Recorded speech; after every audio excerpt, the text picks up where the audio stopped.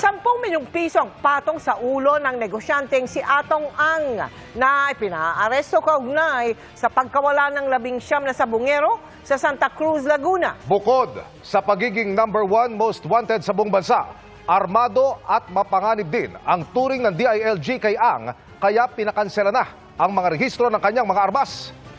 Humiling na rin ang PNP sa Interpol ng Red Notice laban kay Ang, gayon din ang whole departure order mula sa DOJ para sa binansagang pugante. Nakatutok si Chino Gaston. Hindi lang basta most wanted sa buong bansa ang turing ngayon sa negosyanteng si Atong Ang ng Department of Interior and Local Government. Mapanganib na rin ang turing sa kanya dahil sa pagiging armado umano. Siguro may tuturing natin na #1 most wanted sa buong Pilipinas ngayon. He is accused of killing maybe about 100 missing sabongeros. And he is considered armed and dangerous. Dahil nga itinuturing na armed and dangerous, ipinagpapalagay ng mga otoridad na handang gumamit ng dahas ang negosyante at mga banday nito. Kaya posibleng pahirapan ang pag-aresto. We have to assume na delikado siya.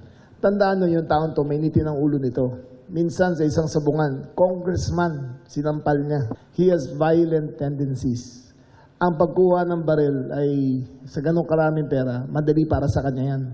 At madali siya kumuha ng mga security na bibili niya kanilang loyalty. Pinag-iingat ng PNP tracker teams at pinakansila na rin ang 6 na registered firearms ng negosyante. Bagaman posible pa rin umanong makapag-armas ito dahil sa dami ng pera ayon sa kalihim.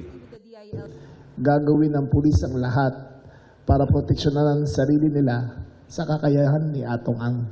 Wala pong extrajudicial killing na plano ang PNP.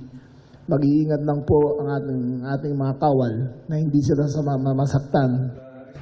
Pinatungan na rin ng kagawaran ng ulo ni Ang ng 10 milyong pisong pabuya.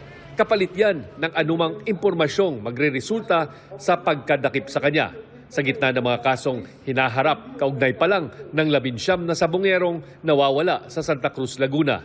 Sa ngayon, bigo ang PNP-CIDG na mahanap si Ang sa 4 na mga properties nito sa Metro Manila at Calabarzon.